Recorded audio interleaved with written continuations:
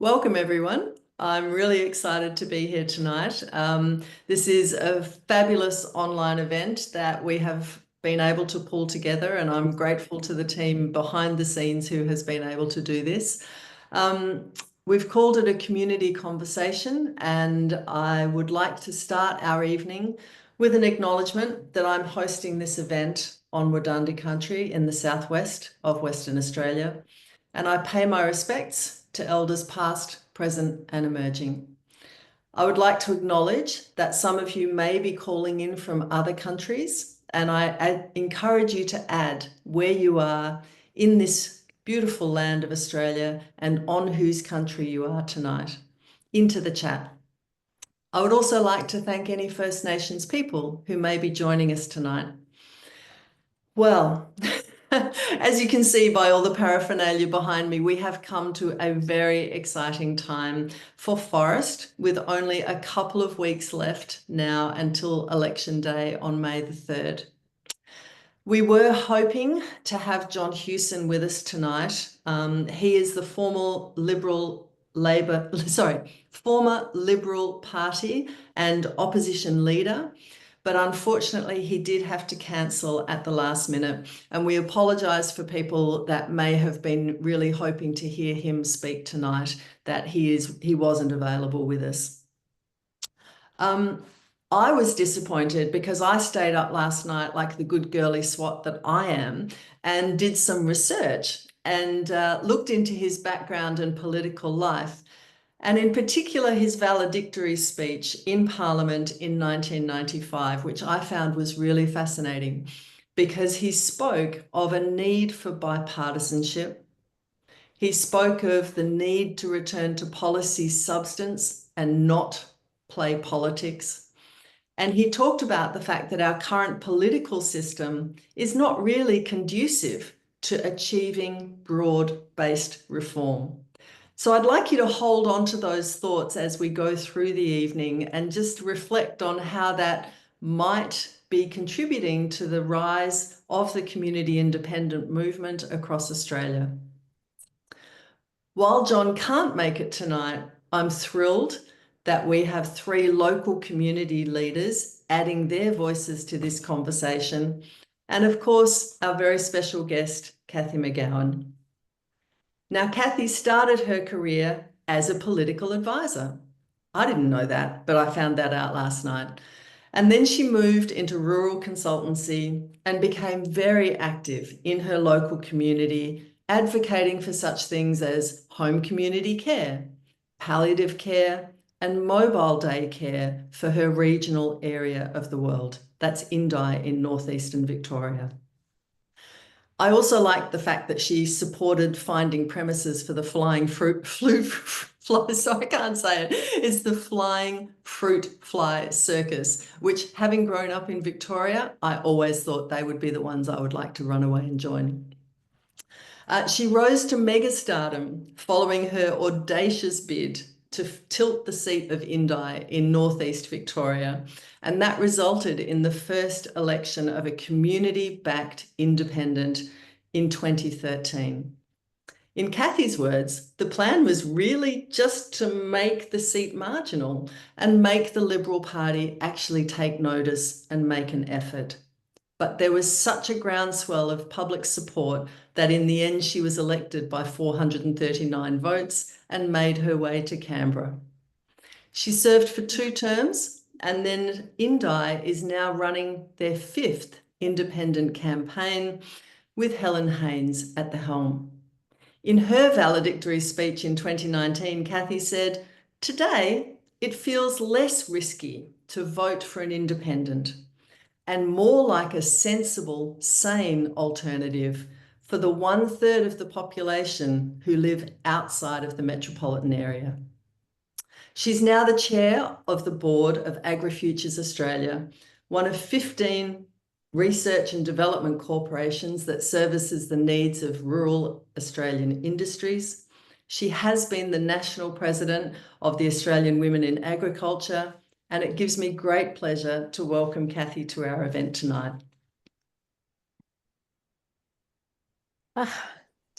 Hello. Hi. And can I say, Sue, what a lovely introduction. Thank you. Oh, that's a pleasure. I find it fascinating to learn about people. I couldn't find any particularly sneaky little facts in any of the bios online. You've hid that very well. Well done. Well, But I always find it interesting to read what people say when they first stand up in Parliament and what they say when they leave. And yeah, I found your speech really interesting to read. yeah. Um, I'm interested to know, from your perspective, how has the campaign and the community landscape changed in Indi since your first election campaign in 2013? Mm.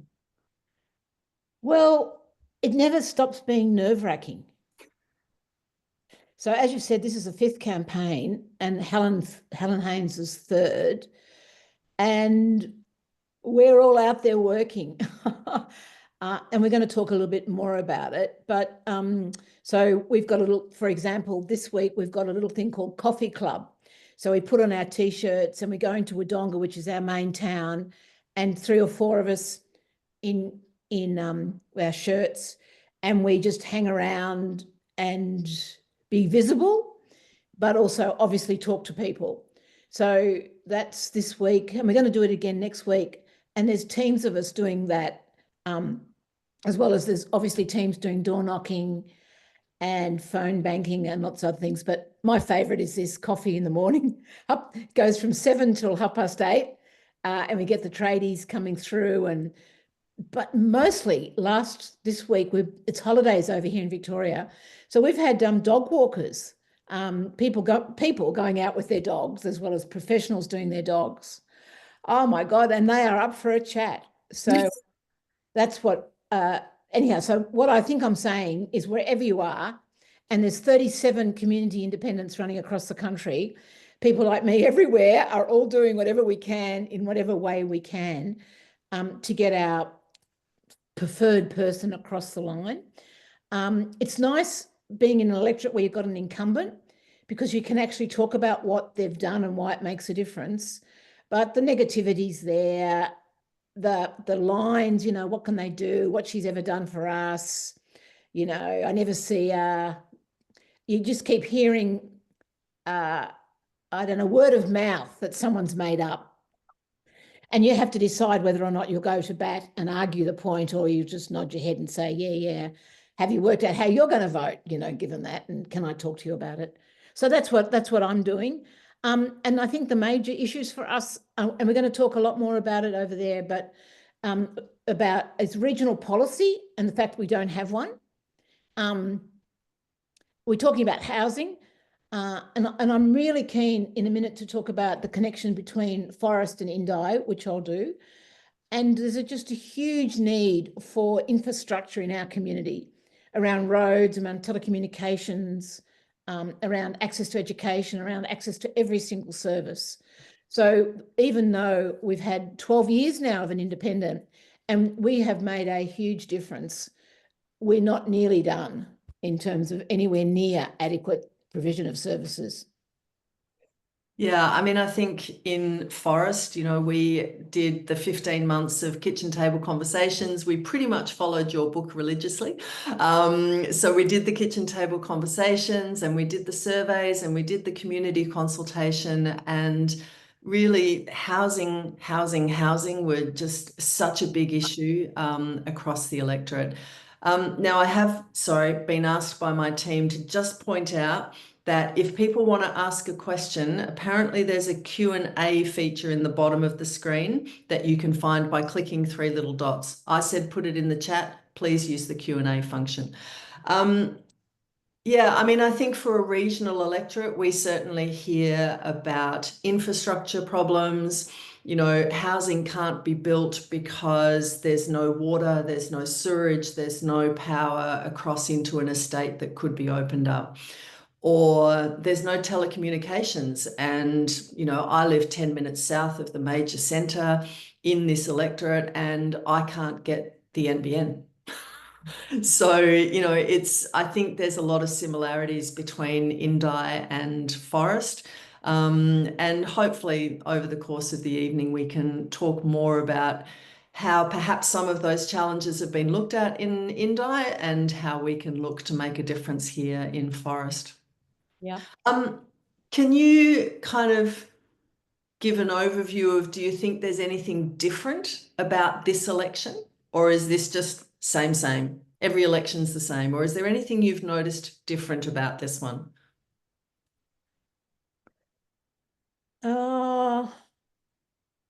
There's a couple of things to say about elections. And once you've got on the pathway of supporting a community independent, the work doesn't stop. I mean, I thought that once I'd done my 6 years, that I could hang up my boots and we'd be done. But no, because you want Helen to be re-elected, and to get Helen elected, the community's got to do the work. So that was a surprise to me. I really did think we could stop working. It would be enough. So that's one thing that's different in a way, is because once you get engaged and once you get a taste for the power of having your own electorate, own member of parliament representing you, you never ever want to go back to the old way. So we're driven by this horrible feeling that, imagine if we lost. So you've got a lot more to lose once you've had an MP that represents you. So there's that. But I also have the extraordinary privilege of connecting through the Community Independence Project. And anyone who's interested, there's a lovely webpage that talks about it. But there's 37 around the country. There are 37 other electorates that are running community independence. And I have this extraordinary privilege of being a mentor. I don't think mentor is a word, but we've put together communities of practice. So Monday morning we have a Zoom, Friday morning we have a Zoom, and candidates from those different electorates come together. And we've got 4 groups of those candidates around the country. And I am so loving the sense of connection, the sense of pride, the sense of incredible hard work that everybody's doing. But just for me, it's sort of like, if I can, so that's what makes this election so different, is there's 37 of us. Yeah. If you imagine that in each electorate, there's probably between 200 and 300 volunteers. So do the maths, that's a lot of people who have got this commitment to make democracy better. And so I think this election for me is really different, because I can worry about what's happening in the rest of the world. And I mean, I just have to read the newspapers and it just clogs my head up. And I have to say, that's outside my sphere of control. I can't do anything about Gaza or the Ukraine or America or whatever. I can do something about my representative. So, and being connected into 37 other electorates doing the same work really helps my mental health. So yeah, I think this election is really different from my perspective, because there's so many people who actually are working to make democracy live and be real in Australia, and we're not taking it for granted. And I think that's incredibly powerful. And I get to be the beneficiary of that national perspective. So Northern Territory, there's a really great candidate, Phil Scott, running up there. South Australia, there's another, Verity is running in Sturt in South Australia. I mean, every state have got them. And they're amazingly brave, courageous people, just like you, Sue, like minding their own business. The community said, would you? They said yes. And away they go. So yeah, I'm in a very special place. So I think this election, from my perspective, is going to be, well, of course, it's great that so many people are doing it, but I'm also so optimistic for Australia that we can be in this place, and that I can be talking to you tonight in Forrest, and know that your community's there doing all that good work. It's just wonderful. Yeah, I mean, I find it fascinating this time that to me, there's a bit of emphasis on we seem to be moving to be focusing away from describing people as a Liberal candidate to, are you going to vote for a Dutton government? Or are you going to vote for an Albanese government? And it's a bit more presidential style, which I find quite interesting. Do you think that's changed over the time that you've been watching politics, or has it always been like that? No, it depends really, and who you're listening to. In my community, no one's talking about that really. Okay.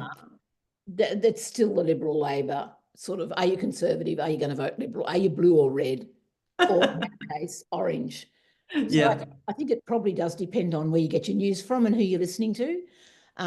Not many of the young people I know have tuned into the leaders.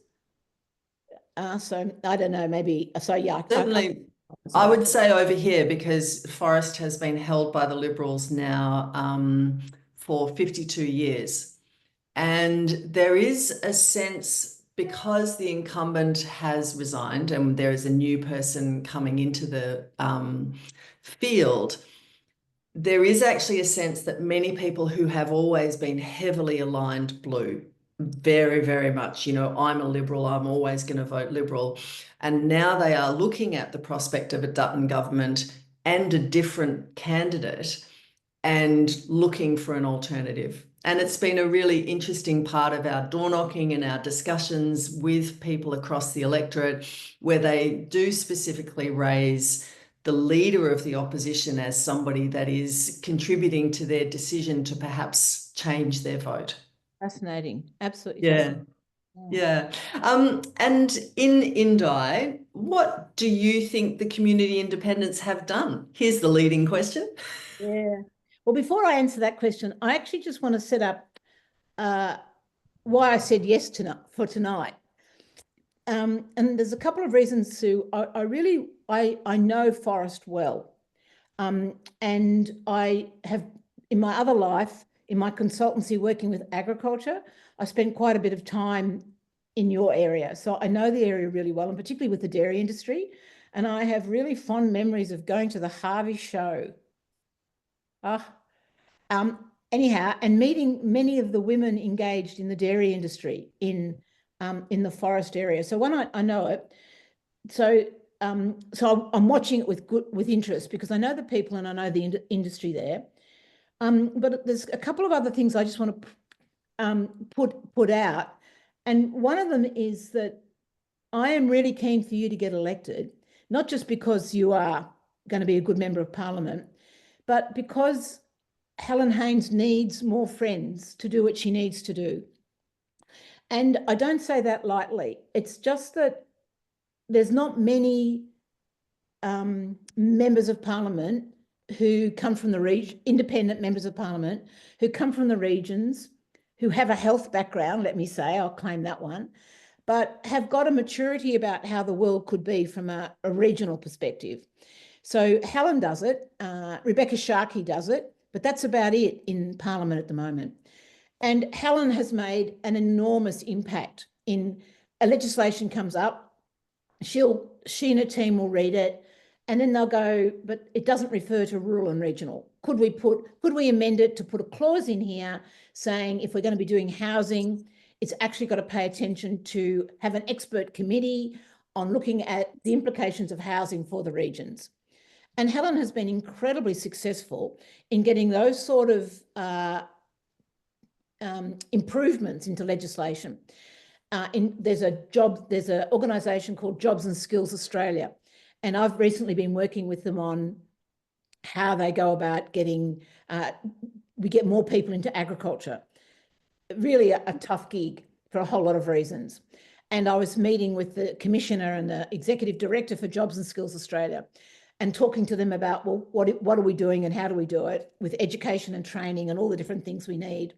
And he said, oh, Cathy, well, by legislation, I have to report back to Parliament on how Jobs and Skills Australia has actually addressed rural and regional and remote issues. And I nearly jumped out of my skin, because I knew that Helen Haynes had put that bit of legislation into that to cause him to actually do the work, but pay a particular attention to us. So I'm really keen that she has you there and maybe a couple of others. There's a really good guy running down in southwestern Victoria around Warrnambool and Hamilton called Alex Dyson. And if Alex gets in as well, the three of you together, you could be really value add to the way things work. So I wanted to just say that, like, so I've got a real vested interest in you getting elected because So have I. we have Western Australia and Victoria talking about things. And of course, you'll have different answers and different ways of doing stuff, but you'll value add. And there's so many similarities between your electorate and mine, or Northeast Victoria. We're both agricultural. We've got lots of small communities. We have huge tourism input. We're very beautiful, very, very productive, and we've got lots of natural resources as well. So there's a lot in common in terms of the two electorates. So one of the things that I think that could balance extraordinarily well is the WA Victoria combination, and maybe New South Wales and maybe Queensland might be able to value add to it. But I see that happening. But the other thing you talk about, well, what we were able to do as an independent member of parliament was work with my communities to get things done. And in doing that, we got a lot of things done. But what really happened is our communities were transformed, because I don't think we'd ever won much before. You know, we might have won a footy match, but we were always secondary to the cities. And it's not that we were poor, but we just weren't wealthy. We were hardworking rural communities, really, you know, minding our own business. But what changed is when we won the first election and then the second election, the sense of pride really grew. And the way we work things in Northeast Victoria was, it was really clear that I was always the representative. That was my job. I wasn't the doer. My job was to go to Parliament and represent my community. So the community had to work out what they wanted me to say. So we set up groups called the Totally Renewable Indi. And it was looking at, well, what did they want me to do around legislation and other actions on renewables? We set up a group called the Indi Telecommunication Action Group. And we got all the local governments together and we formed a plan about where we wanted the mobile phone towers to go and where we wanted internet. So community groups became really powerful in coming up with solutions to problems that they had, that then my job would be go to Canberra and speak on their behalf. And then set the two, get them to listen and get the public servants to respond and get stuff that was actually going to work for us, as opposed to things that were going to work for Melbourne, Sydney or Perth. Yeah. So it was not only the getting things, it was the change in attitude, and particularly the change in attitude of the young people. So one of the lovely characteristics of Northeast Victoria now, and I can't claim all of it, but it's just totally and utterly revitalised our communities. We've got young people coming back to live here. Our greatest export used to be our young people, but they're coming back now. They're bringing their kids. They're creating totally new forms of work.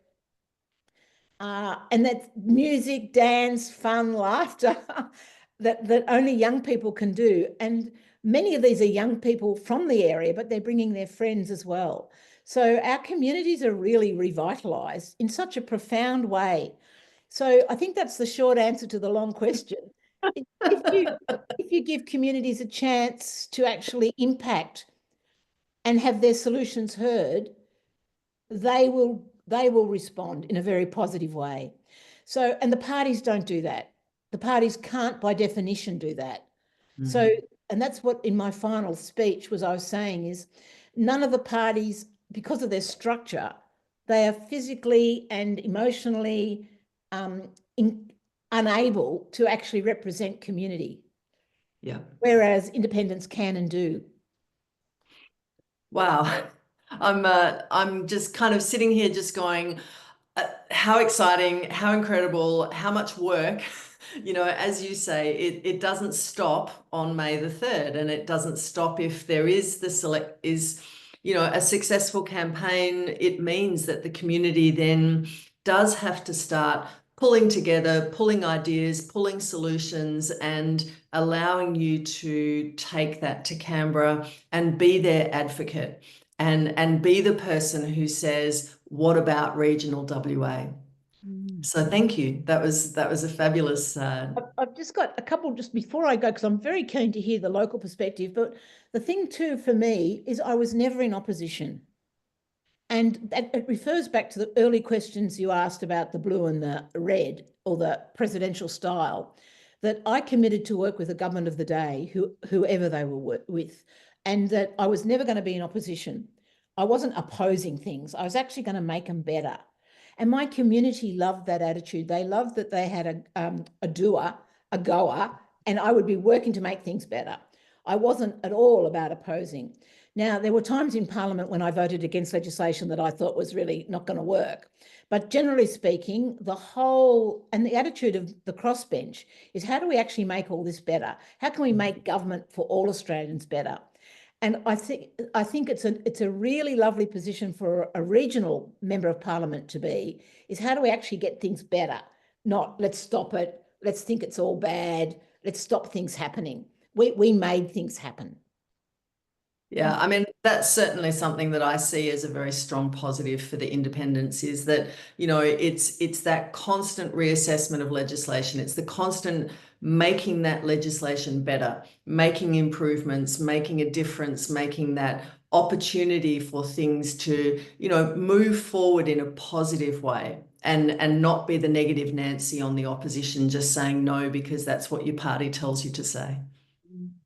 Okay, well, we have 3 people waiting in our waiting room who are community leaders in different fields.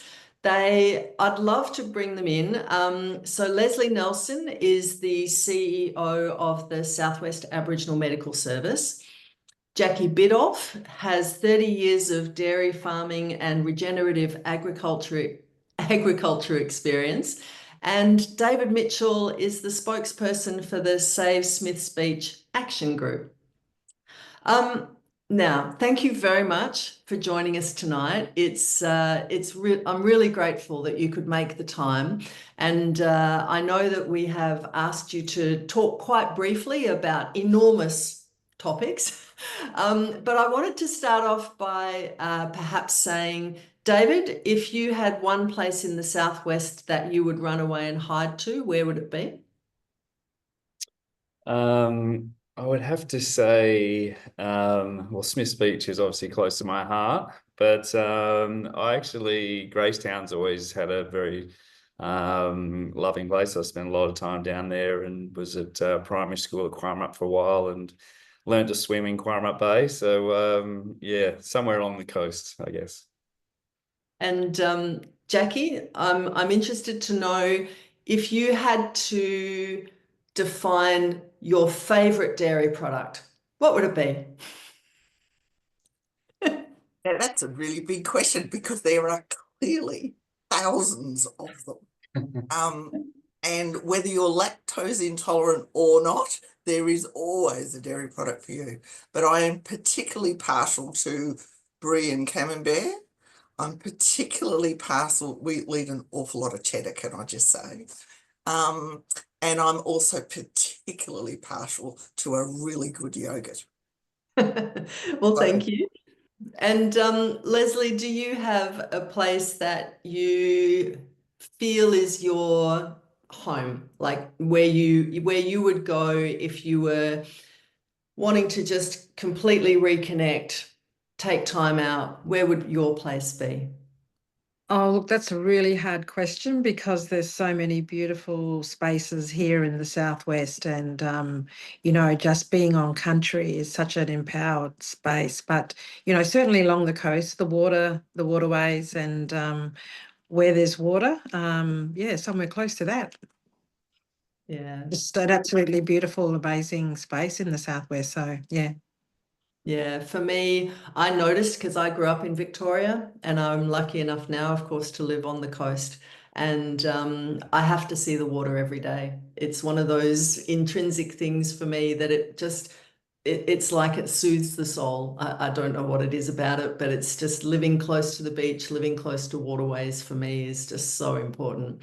So yeah, look, on that, perhaps Dave, do you want to launch into why we've invited you here tonight, Dave? Can you perhaps talk, why is community advocacy really important, particularly looking at the intersection between protecting our environment and development along WA's coastline? No worries. Thanks, Sue, for the opportunity. Well, my journey into the kind of community political space started in 2021. But if you took our group as a political movement, like say the Indi movement, we actually started 25 years ago. Our parents and the elders of the area started in the late 90s when there was a decision made by the WA government that caused uproar. And I remember as a kid watching it and thinking, what really piqued my interest was the furores that came out of the CCC investigations from that first incident, and all the developer links with politicians. And there was Brian Burke sending text messages to parliamentarians telling them how to vote. And I was, impressionable 20-year-old and thought, wow, that's pretty crazy. But we didn't think, never thought I'd be here because they actually set some rules that clearly stated how to develop SMIS in a sustainable way. But the problem that we learnt about in 2021 was that they brought in some new laws in WA to allow developers to test the established planning frameworks without any rhyme or reason. It's safe to say that these rules were the biggest windfall for developers in WA history. And the interesting part of my background is that I actually work in the development industry. I'm an architect. I even worked for the developer that the issue of Smith's Beach is about. So I knew they already had quite a lot of influence, but that really changed in 2021. And that comes to one of our biggest challenges as a community is that these laws on a very specific area of planning allows all developers to bypass community. And they don't need to do any community engagement. There was another project revealed, I don't know whether you saw, but down in Moses Rock in Williabra recently.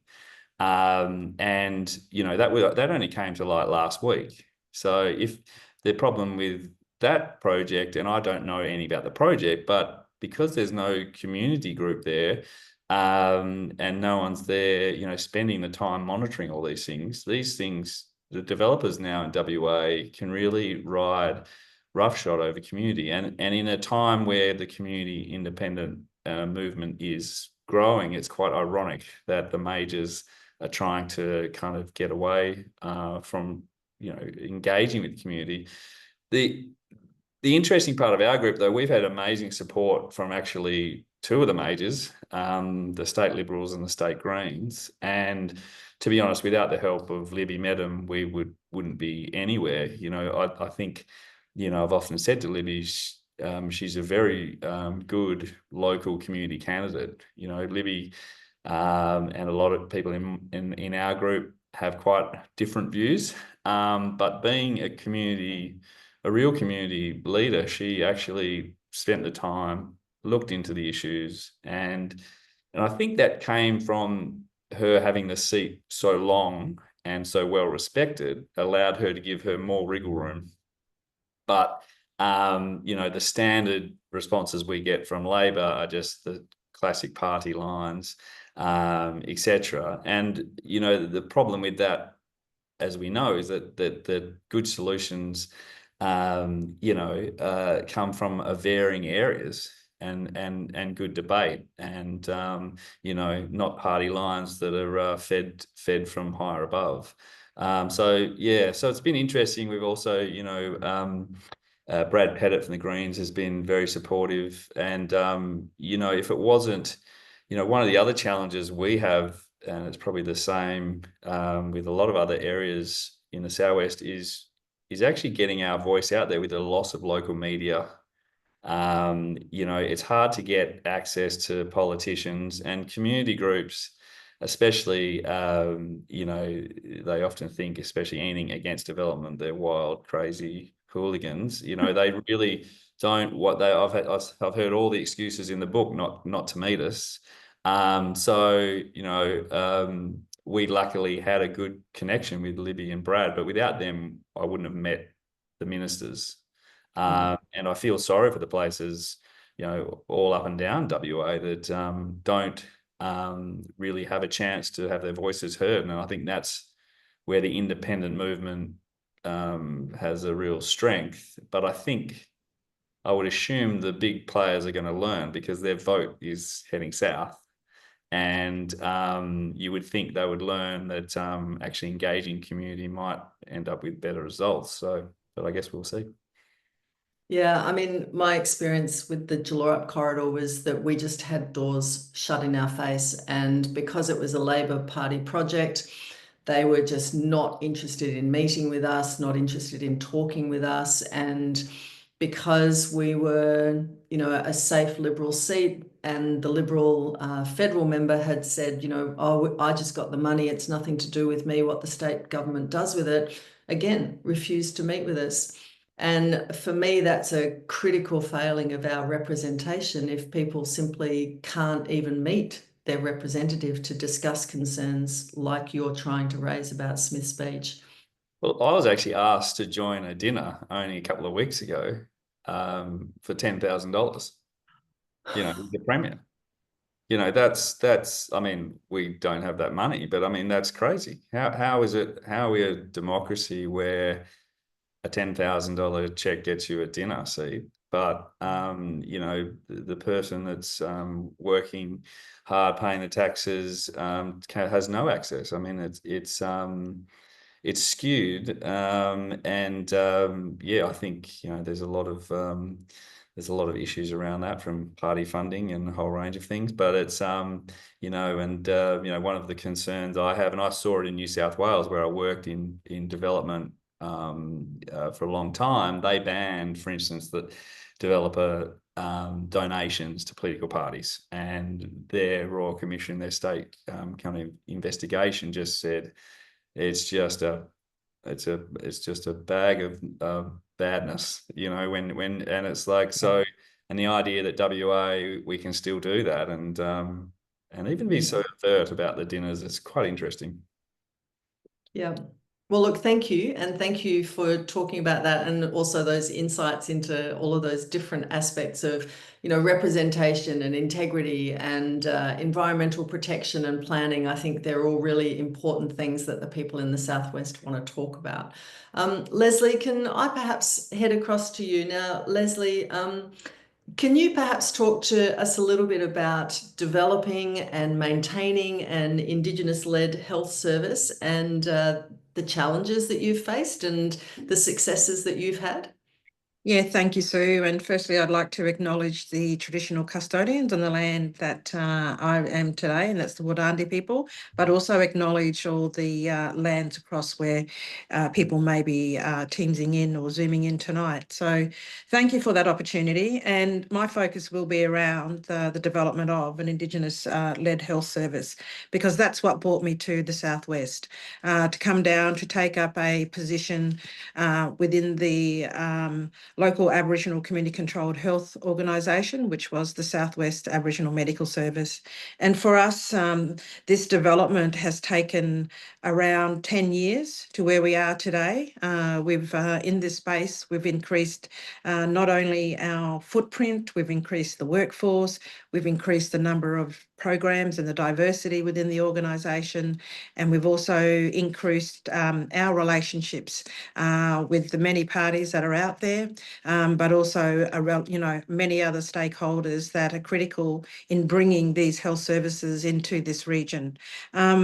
the importance of Aboriginal community controlled health organisations, they started around over 50 years ago, and they became a disruptor to the health landscape for mainstream services, because this was an opportunity for our people, the Aboriginal and Torres Strait Islander people in this country, to be able to have health services that are community controlled models of self-determination, of cultural safety, and for holistic care. And they play a pivotal role today, we know, in closing the gap. And this has been shown to deliver better health outcomes for Aboriginal and Torres Strait Islander people. And so for my journey down here into the Southwest, we've had to build the capacity across the region, and even going out into the Great Southern as well. SWAMS has a number of clinics right across the region. It's not just about an Aboriginal community control being established. It's not just clinical. The key part here is that it's cultural, and it's the cultural safety that allows us to see the results, that the increase in the clients that access these services, and the high quality of care that is coming from the health services.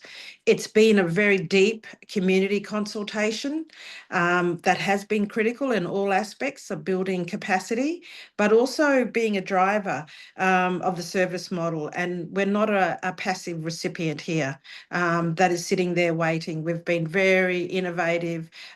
We've built on the work that has been done in the past to take it to an organisation that has very high quality, innovative, global standards that have come to this organisation, and it's surpassed where the expectations were.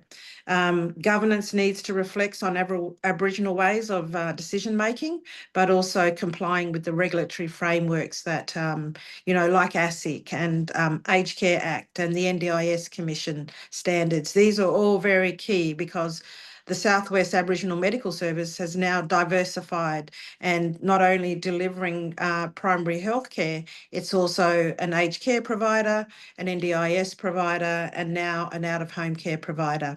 And, some of the challenges that we've seen in this space is around infrastructure and capital challenges, building physical spaces that are culturally safe, that are accessible and fit for purpose. That requires an upfront investment. And so it's been a very exhaustive process to go out, speak with politicians, speak with ministers, speak with local governments, deputations to local governments right across the region, petitioning on the steps of Parliament, and meeting with as many politicians that I could get, to have discussions with. We know that remote and rural areas face major cost blowouts, and that's due to logistics. It's also due to workforce mobilisation, because you can't just pick up a workforce and bring it to the region to cater to what's required to deliver your services. And there's a lack of existing health infrastructure. We're at a time where we have seen this revitalisation. We've seen a transformation occurring here. And, we're going into this election with one of the probably the highest voters that will vote across this country. And it's going to be very interesting to see, what those outcomes are when we get there on May 3rd. I think navigating government systems has certainly been a significant challenge for us in the way we navigated. There's a fragmented funding streams for our organisation. It's NDIS, it's aged care, it's primary health care, it's state, it's federal, and that's being aligned. And, it creates administrative burdens, and it's limited strategic flexibility in this space. So there are many aspects that go into, you may receive funding, but, there's complexity in being able to meet those. Policy settings often fail to acknowledge the integrated service model that Aboriginal community controls services operate under. For example, primary health care, social determinants, our outreach, cultural support, all under one roof. let alone the complexity of our cultural needs that is always at the forefront of all the work that we do. Some of the access challenges in Aboriginal community-controlled sector is around geographical barriers. Many Aboriginal people live in rural and remote areas where mainstream services are not available or not even culturally safe. So transport remains a major barrier for everybody. But for us as Aboriginal people, it is a major barrier. It's not just to care, but it's about, you know, health equity here for everybody. There's a digital divide now. We're in a time and an era where the digital divide, you know, influences our everyday lives. But we have lower rates of digital access and literacy to make telehealth or digital first initiatives hard to implement without tailored support. And if we don't have that tailored support there, where do you start? That process becomes very long and very drawn out. Trust and cultural safety. Historically, and intergenerational trauma from government systems continue to influence our health-seeking behaviours. And still to this day, we see that. ACCHOs are trusted amongst the Aboriginal and Torres Strait Islander communities because they're built by and for the community. But funding models often don't, reflect that value of the trust. And, you know, we see this occurring constantly. Social determinants of health, housing instability, unemployment, racism and food insecurity directly impact across to make sure that we can care and have the health outcomes that we'd like to see. Many workforce challenges, recruitment and retention, shortage of Aboriginal health practitioners and professionals. Only around 1.8% of the total health workforce are Aboriginal people. Regional roles are hard to fill. Incentives are often not enough without wraparound cultural and family supports, and burnout and vicarious trauma is so high. It's due to a whole multifaceted demands of the roles that we all take on in these organisations and, you know, in the regions that we serve. Training and career pathways. We need more structured career progression for Aboriginal health workers and Aboriginal health practitioners.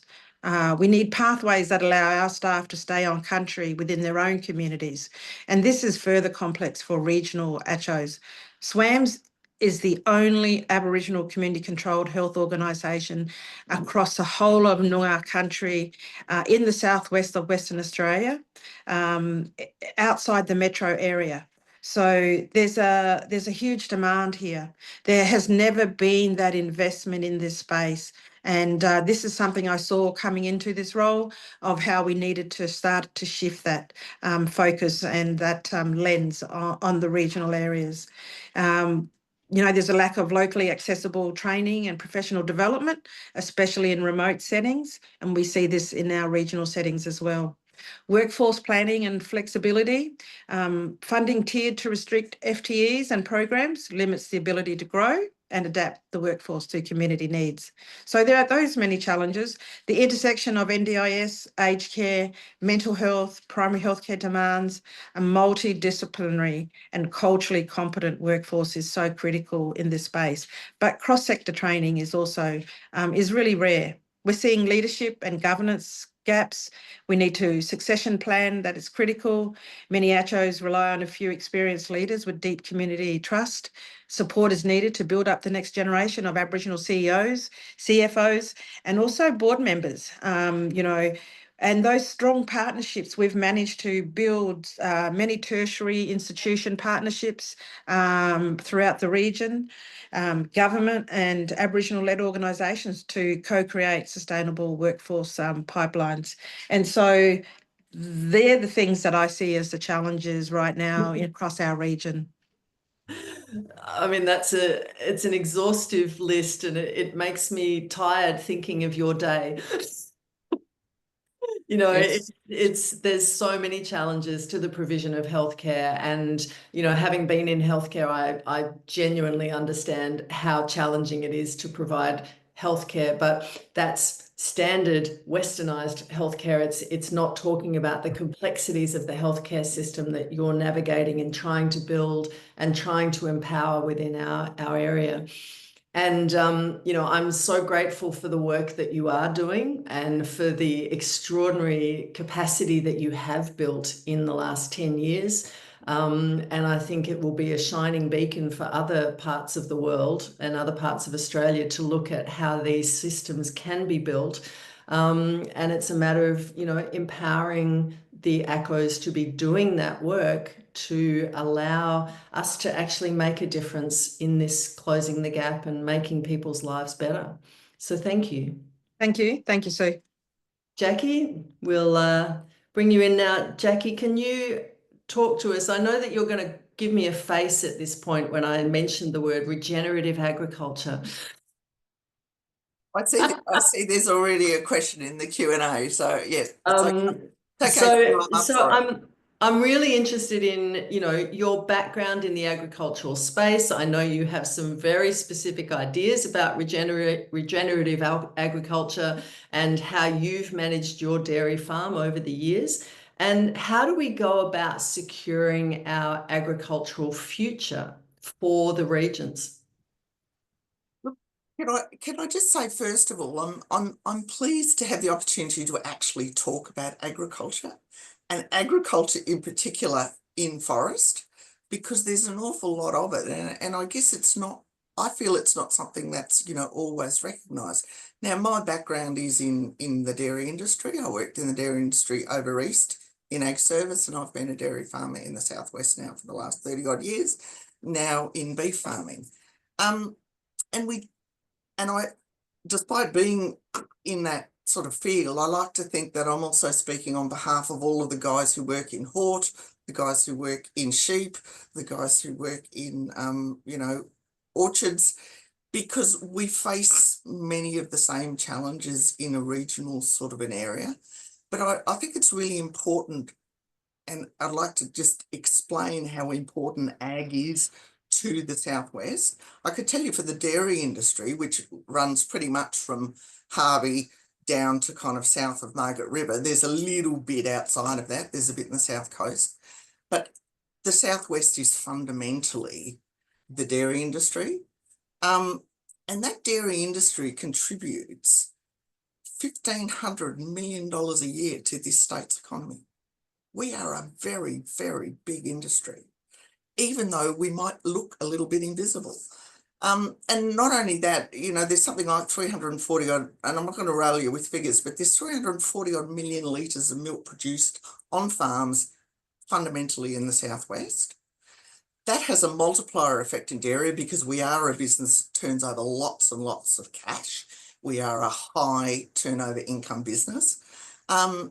So the multiplier effect to that is significant, not just in financial terms, but also in staffing terms. We need a lot of staff to run dairy farms because animal welfare is an absolutely critical sort of thing on farms. So, you know, there's something like 1,000 people directly employed by the dairy industry. And then indirectly, there's, you know, thousands more sort of involved in transport and what have you.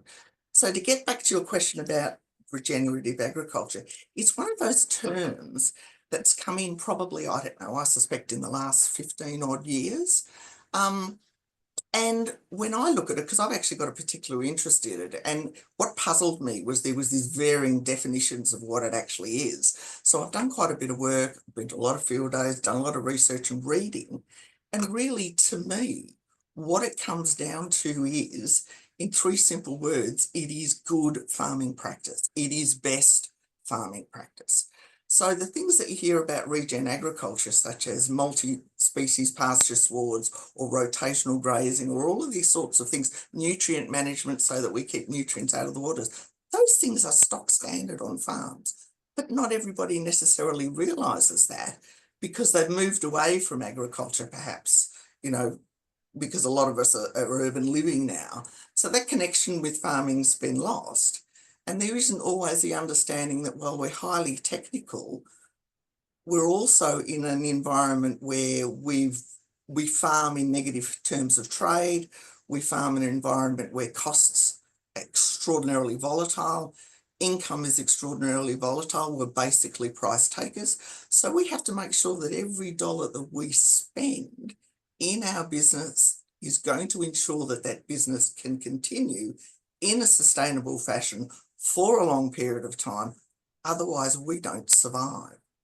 So regenerative agriculture is making sure that agriculture generally can take all of the things in that farming system, whether it's water, soil health, you know, maintaining pasture cover so that you're not overgrazing or undergrazing and losing topsoil, managing water usage in a drying climate in the southwest, managing climate change and bushfire risk, which is increasing, soil fertility.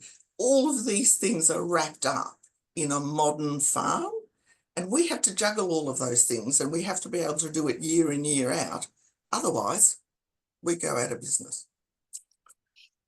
I mean, I loved it when I came and I met you on your farm, because I just remember your passion about how important it is for a farmer to be managing their resources. And basically, you know, this concept of a sustainable farm and sustainable farming practices, or regenerative farming practices, however we wish to talk about it, is really doing exactly what you've just said, you know, talking about how can I manage my property, my fertilizer, my cattle, my milk production, my this, every aspect of your business. It all is intertwined, and it's all so important to manage all of those different aspects. It's worth saying, just adding to that, Sue, that all of those things that we do, like in our farm system, you know, we've fenced off our waterways, we have no stock incursion into waterways. So, you know, we're protecting the community's water quality that ends up at Gracetown, David, because Creek runs right, Ellenbrook runs right through our place. But all of the things that we do actually help us farm better. Yeah. You know, we're not chasing cows out of the bush. We are ensuring that we're only putting adequate nutrients on and not overspending on fertiliser. We're ensuring that our cows are in very good health so that they will get back in calf and we don't have fertility problems. So we've moved most of our stock water system to solar. And we've done that because of the extraordinary leaps that are going in electricity. You know, we just don't get enough return. There's not enough margin in it for us not to chase new technologies that are reliable, you know, robust and industrial proof to be working out there in the regions. Look, thank you. And, you know, I think we might bring Cathy back in at this point if we can.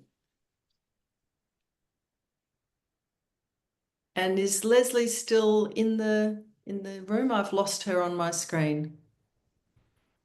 Hello, there we go. Yeah, look, I'm grateful to all three of you, because you've brought such a passionate exploration of your parts of the world. And, you know, these are big issues for the Southwest. How do we keep our farmers farming, and how do we make sure that we have food security in the South, you know, for Australia and for the Southwest? How do we protect our beautiful coastline and make sure that any development is sustainable and is in keeping with, you know, protecting our environment? And then how do we enhance everybody's health and well-being in the Southwest? Cathy, did you have any comments on any of the things that the speakers brought up? Are they similar issues to what you've seen in Indi? Oh, it just gives me such hope for you, Sue. Imagine having someone like Lesley on your community consultative group when you come to make your speech in Parliament about closing the gap. You could just take what Lesley said, Holdus Boldus, and say, well, here's the area of work. But on one level, yes, but on the other level, everything that she said, well, pertaining to Aboriginal and Torres Strait Islander people, pertains to the whole regional community. Like all those issues of housing and jobs. So having you, Lesley, as part of that support base for Sue is going to be so important, is one thing I'd be saying.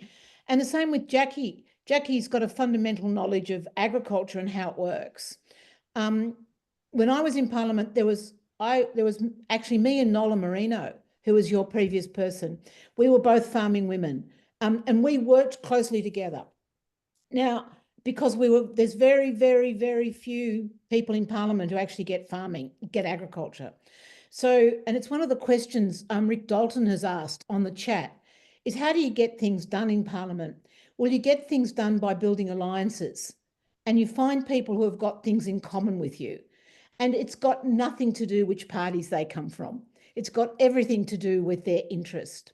And that's one of the things that makes being an independent so incredibly powerful, because you can do that. You're not caught up in a party. The parties have rules about who you can speak to. Whereas if you're an independent, you can go and find people who have got similar issues, and then you work together to say, well, if you do this and you do that, and let's see what we can get going. So, and you can actually do the work that your community asks you to do.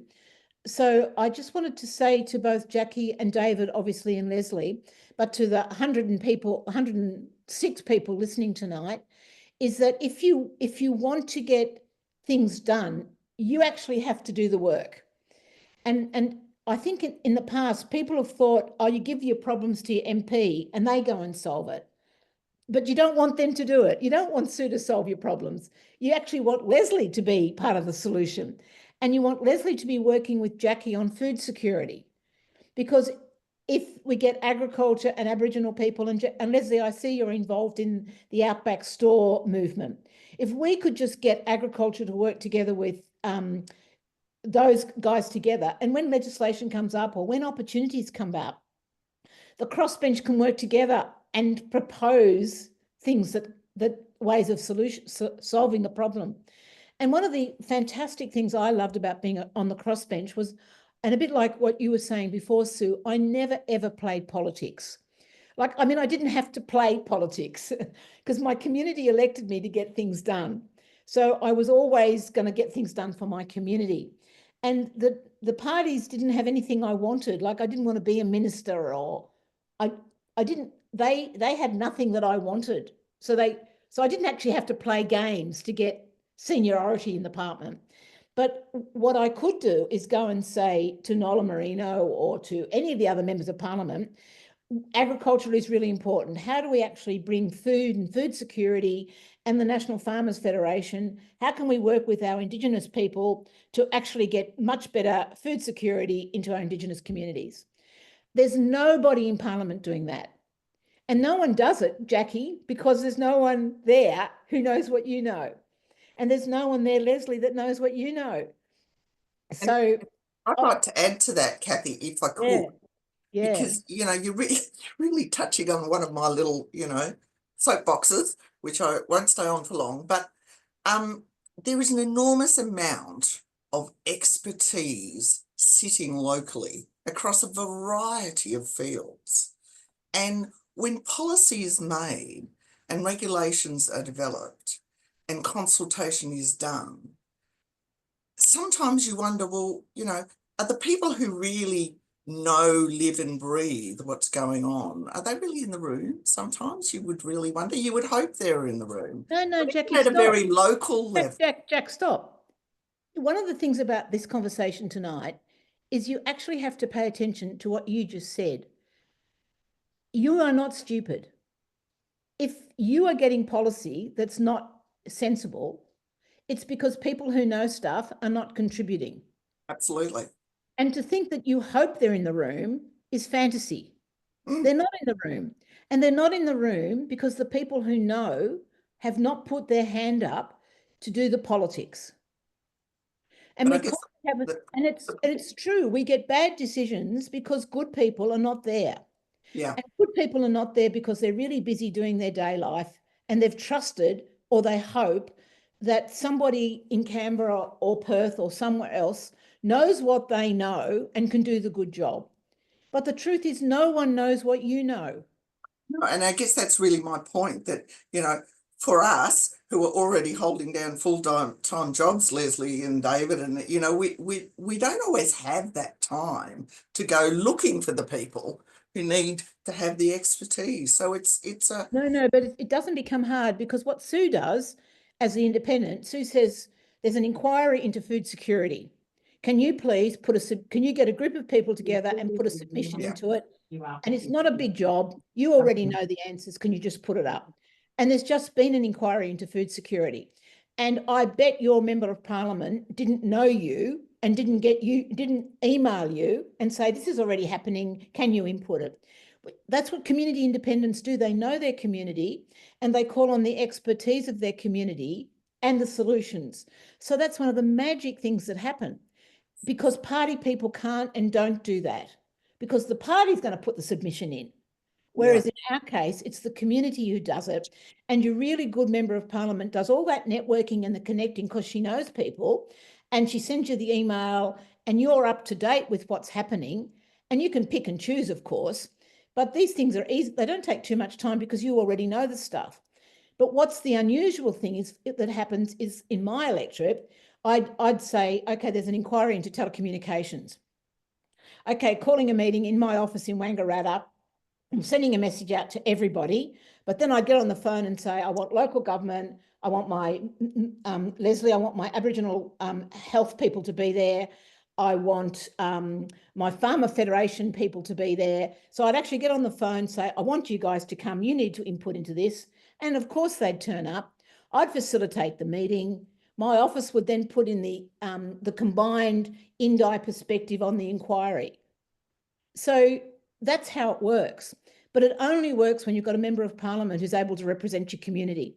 And I think in rural and regional Australia, we are so badly done by because the parties don't represent us. The National Party doesn't represent us, it represents mining companies. The Labor Party represents the cities and the trade unionists, which it does really well. And the Liberal Party represents somebody else, I don't know who, but nobody represents us. And Jacqui, when you were just talking about the sophistication of agriculture, nobody does that. Nobody talks about how important Australian agriculture is. The NFF don't do it. The NFF whinge and complain and say it's not good enough. Now, I don't mind them doing that as long as they would actually do some very productive stuff, but that's not their job. And so I'm going to just talk a little bit about the lack of what I call a policy for rural and regional Australia. So there's no such thing.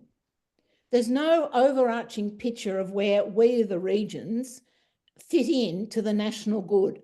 We're always a forgotten word at the end. And if you're lucky, like Helen Haynes can insert, an amendment into a bit of a legislation saying, okay, if you've got doing a thing about housing, make sure you think about rural and regional. But that's always a byproduct. Whereas if Sue's there and Helen Haynes is there and Alex Dyson are there, and the three of them work together, and then they go and see the Prime Minister and say, hey, mate, we actually need a policy for rural and regional Australia. We want a green paper and a white paper, and we want policy on service delivery. And one of the principles is it's got to equal city. That would happen. And then when we had the overarching policy, it would say you've actually got to consult with people. But at the moment, it doesn't exist because there's absolutely no one in Canberra. And almost, while I love the people in the Department of Agriculture, Forestry and Fisheries, it's not their job to do what you're talking about. They do biosecurity and they do markets. So there's a glaring gap. And so when you say it's not there and you hope someone's doing it, no one's there and no one's doing it. And no one knows what you know. So that's a bit of my desperate need for Sue to get elected. Because Sue and Alex Dyson and Kaz who's up in Cowper in Port Macquarie could be that voice of reason about how wonderful our regions are and what we can contribute to the country if, please, by design, you include us and don't always think of us as hick and, the end of the very line and, like we'll give you things just because as a, what do they call it? Like to stop you complaining. No, we're much more important than that. You might be interested, just as a little add-on to that, agriculture in the Margaret River Shire, that's the only shire I know about, is the biggest economic driver in the shire. And for a shire that is known for tourism and wine, that is an enormous surprise to a lot of people. That it's actually ag that's driving the shire. And I'm sure that's replicated across a lot of other places in the southwest. Yep. Yeah. So I have got probably two slightly gender kind of aligned questions, and I'm going to claim that this is gender related. So the question came in, this is the attack pamphlet that got dropped into everybody's letterboxes this week from the Liberal Party, claiming that because I was against the Outer Ring Road southern section, I'm a radical green extremist who can't be trusted, simply because I had the audacity to actually speak up against a development that perhaps was not in the best interest of this part of the world. Cathy, have you been exposed to those sorts of personal attacks during any of your time in Parliament? And also there was a question around the whole kind of, power imbalance of gender at Parliament House and the impact of perhaps a reduction in diversity and equity and inclusion as Donald Trump rises in the Western world. Can you talk to attacks, personal attacks, and difficulties with behaviour in Parliament? I can, but I'm not going to give you the answer you want. Yeah. I'm going to say, suck it up. You don't become a member of Parliament. I'll rephrase it. We are in a competition, and the competition, the group that wins gets to control the budget. And the budget is the answer to all the questions we've been talking about. And it is sheep stations that the parties are fighting over. This is not a pretend game. They seriously want to win. And they want to win because they want to be the government, because the government controls the $1 trillion that's all our income tax that's spent. And they will use everything in their power to win within the law. So the fact that you're getting attacked, that's what it's about. Now, you would rather it didn't happen. So what? You've got to just rise above it. And people are not stupid. The people who vote for you will vote for you because of the calibre of you, not because you've been attacked. People get a flyer and they go, they can see through that. So that's one thing I'm going to say is don't ever complain about the attacks. Suck it up, rise above it, be your best self, because that's the competition.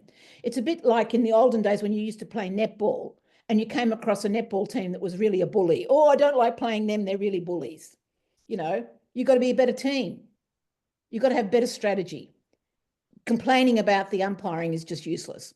So that's one thing I want to say. The second thing I want to say is about the behaviour of other people. So the most fundamental thing about politics is it's a competition of ideas, and not necessarily the best idea wins. What wins is your strategy, is your vision, is your how you can build a team, how you can get people to share with you what you want to do. And Parliament is no different from that. And it's exactly the same lessons that all the kids have to learn when they play in the sandpit at school. There are bullies. There are big, tough people who'll hurt you and they'll tell tales on you and things will be tough. That's the way it is. And Parliament is no different from anywhere else in the world. So you've got a choice about what values are you going to take into that job. You see the world for what it is and you can complain. They're nasty, they don't like me, I'm a woman, they give me a hard time, I'm an African, whatever it might be. Or you can say, yep, that's true. I'm a woman and I'm an African and I'm a woman of colour and I am fantastic and I got elected by my community and my community have voted for me and here's the job I'm going to do it and here's the way I'm going to do it. I'm going to be values-based. I'm going to be really clear on my behaviours and I will at all times refer back to my community because they've got the authority and I will listen to my community. So once you've set yourself up with those guidelines of how you are going to behave, you need to stick to them. But complaining about the competition, complaining about how things happen, I mean, I'm not saying don't point it out, but I'm just saying that's the world we live in. And it's not going to change. So the answer to the question is when I got to Parliament, yeah, they did horrible things to me. They did horrible things to my supporters, really bad, really bad behaviour, and very, very disappointing because I actually thought they were better. Oh, how naive of me. I knew they weren't. I know the competition's not. But anyhow, once I got to Parliament, it was like, okay, I understand about this. How am I going to be the person I want to be in this place? And one of the things that I had going for me, and I'm a country woman, and I'm a very skilled, clever country woman, and I know about building community. So when I got to Parliament, I thought, well, I'm never going to survive by myself as a loner. I need community around me. So we started building community in Parliament. We found people of like mind. We did have to read my book. It's got a full chapter on where we found and we built community in Parliament House, and then how important that community became. Because not only because I wasn't a member of a party, I often didn't know about stuff. People didn't tell me. Oh my God, people didn't tell me. I had to find other sources of finding it out. But not only that, as I built community, Parliament became better. Now, I'm not saying it's perfect, but a whole lot of the stuff that started rising to the surface grew as we built community.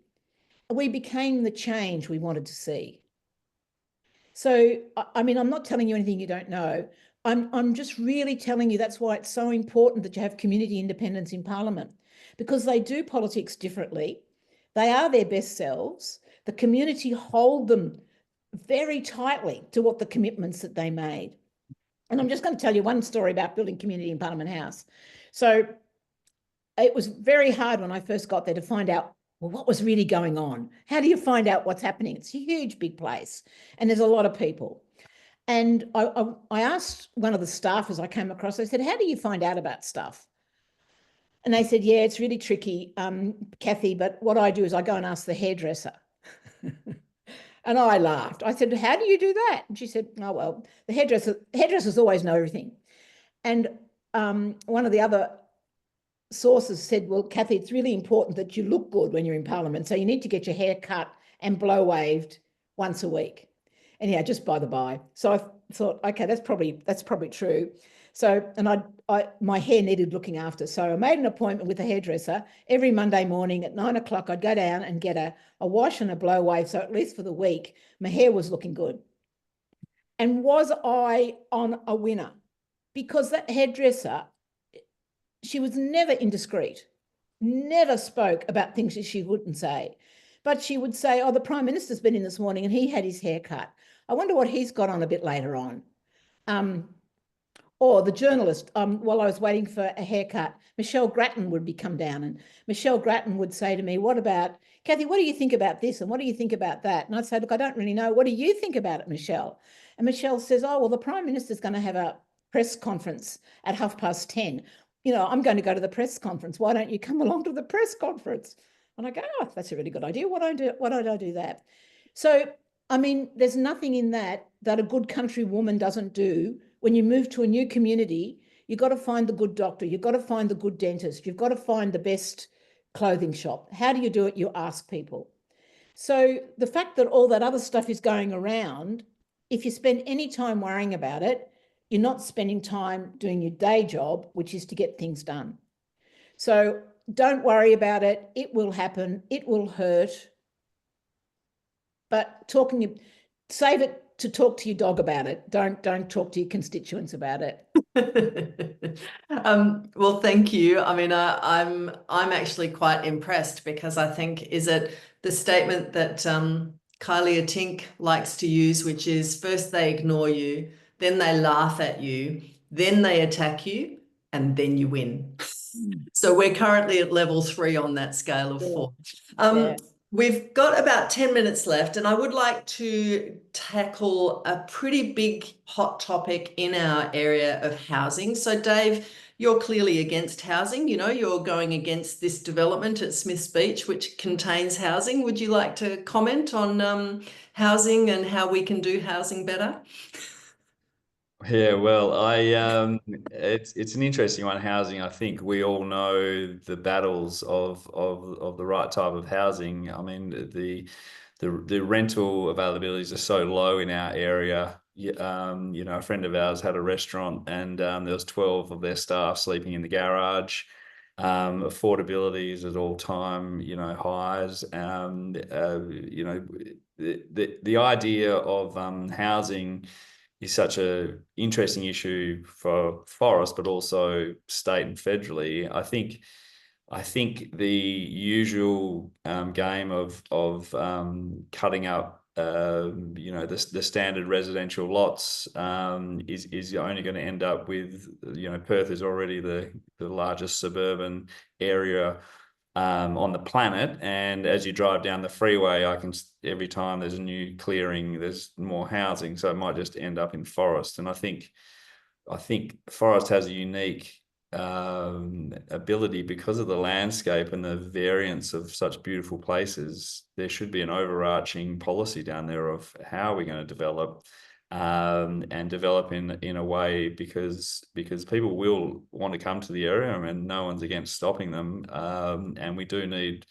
for even the small local towns, you know, that you know, Jacqui was talking beforehand about the battles for even workers in the dairy industry, and you know, tourism, the whole lot. So it's interesting, you know, in my area they had a go at a general policy between the Capes, for instance, the Lewin Naturalist statement of planning policy, but I think, you know, having some overarching vision. I think one of the biggest issues I would say in housing is one is the production of housing, but also the vision. You know, what kind of communities do we want to create? And I think it's interesting. You know, there's a unique development down in Margaret River that's gone in. If, you know, is that successful or not, it's to be debated, but at least they tried something different, and there's a different outcome than the standard, you know, cut the blocks up, knock over, often loss of dairy farms, loss of farming land for the standard block. I don't know whether that's the future or not, but I'm sure we can do better. Thanks. Lesley, do you have comments about housing and obviously the impacts for your workforce and your community? Well, look, absolutely. We see that there is, you know, there's not enough of accommodation and housing to be able to attract a health workforce down here. But we've always dealt with housing as one of the number one issues for our Aboriginal and Torres Strait Islander communities in this country. And I think when we look at regions like the Southwest, why aren't we looking at other areas in a global perspective of how, you know, where they have been innovative in introducing, you know, how to bring this infrastructure into the regions. And I think that's something that has to be addressed. It's also, you know, we're looking at, you know, older people, our families around that multi-generational space, and how do we accommodate to the needs of our, you know, of our elders and of the families that we have here. And there's attracting people into the region brings that diversity. So I don't think we're seeing that diversity in the housing infrastructure what's currently here. Yeah, I mean, you know, I started my time down here, and Dalyella was literally a forest by the sea, and now it's a housing estate with, you know, concrete blocks and remnant patches of Tuart woodland, and it's been a very destructive pathway building houses in the Southwest, I feel, over the last 20 years. And whilst I certainly, you know, am very aware of the difficulty with housing our population, we have massive issues with the mining industry taking most of the people who do the trades up north. We don't have sufficient tradies to actually do the work. It takes more than 12 months to even build a house or try and build a house down here in the Southwest. And there's really no diversification of the housing. So if people wanted to live in a one-bedroom apartment in Bunbury, they just don't exist. So I think we have a lot of room to move in how we plan our housing and how we plan to house our population going forward over the next 20 years and provide diversity as well as community and protecting our environment. And they're all big issues that really need to be brought to the fore. Jacqui, how do you feel about seeing farms chopped up for housing? I was going to say initially, support what Lesley, what you just said, because my view is that it's the variety of housing that is going to suit the range of people who are, living and working in the Southwest is somewhat, I think, of an issue. I don't profess to have any answers whatsoever to the housing issue, except I do think it's fundamental to the future of the Southwest. Because if we can't house people in livable human, I recoil at horror of your story of 12 people living in a garage just to run a restaurant. If we have to resort to that, we are not living in the sort of society that we ought to. So, but I think there has to be some sort of balance, surely, between, chopping up good agricultural land and perhaps less productive land and, building houses and or a range of townhouses or flats or whatever it might be. And also, I'd like to see, I guess, a loosening up and a broader view of policy and regulation. And we've recently put a conservation covenant on a block that we had subdivided off another farming block. And I did that deliberately because I want no one to ever do anything on that block. I'm done my little bit for the planet. But one of the things that we had to do in order to get that through was put electrical access through poles and wires to that block, just for it to pass through regulation. And I'm thinking, well, if I was going to live on that block, I'd go completely off grid. But the flexibility in the system wasn't there to do those sorts of things. And that was just a small example of some of the structural issues that I think we face in the housing sector. And as Dave alluded to, the dairy industry has already, across the country, done quite a bit of work on identifying housing options in dairy regions because we are an industry that needs staff. They've already identified it as a risk. Not so much that the housing can be there, but it's not necessarily affordable. And if it's not necessarily affordable for local people, those local people have to leave. And that is our community. And we want to avoid that at all costs. So I don't know, I just think this has been a long-term problem. We haven't made this problem in 5 minutes. We've made this problem in 40 years. And it's not going to be solved in 5 minutes, but I do think it's going to take a concerted effort and it's going to take a recognition that community is important to a certain standard for us to solve it. Thank you. So we've got 2.5 minutes left. So Cathy, we have one of your quotes written on butcher's paper, stuck up on the wall of our campaign hub. And it says, "There's no cavalry coming over the hill to save us. There is only us." Do you have any final closing words for a community like Forrest as we head towards this federal election and we finish up tonight's webinar? I do. You don't want to lose by 439 votes. So to the 96 people listening, you and your family and your friends, you've got 2.5 weeks to get Sue elected. And Sue's not going to get elected even though she's wonderful and beautiful and clever. She will get elected because you want her to get elected. She will get elected because you, your family and your friends vote for her. That's how community independents get elected. And it's not, while you need a good candidate and you need a good campaign, the community get their person elected. And the rule of thumb is that for each volunteer, they can bring with them 50 votes. So I would put it to you, over the next 2.5 weeks, can you get 50 votes for Sue? And they will be in your family and your friends and your colleagues. These are not the naysayers. These are not the rusted on. These are the 25% who haven't yet made up their mind. And you know them. And they're probably people, who you've never talked politics with. So in closing, I would be saying, wear your T-shirt, because that's a billboard. If that lets people know that they can have a conversation with you.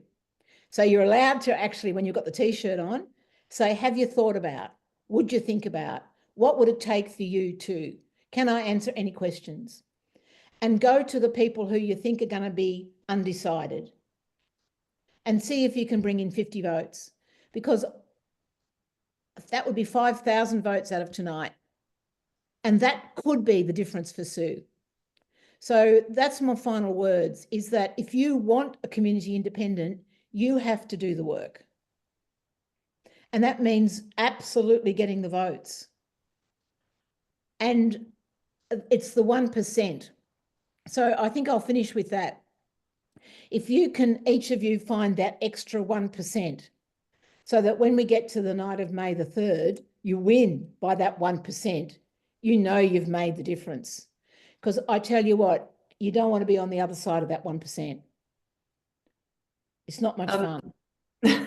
Look, I'm really grateful for everyone making the time to come tonight. Cathy, I know it's getting late over there, but I really appreciate you taking the time. Jacqui, David, Lesley, amazing to have you on the panel, and I'm really grateful that you were able to be with us tonight. We have had some questions we haven't been able to get to, and I apologise, but I did really want to keep this to time. We will do our best to get in touch with you directly and answer those questions if we didn't answer them directly online tonight. And please have a wonderful rest of your evening. And thank you very much for everyone. It's been lovely to see you all. Thank you. Thank you, Sue. Good night.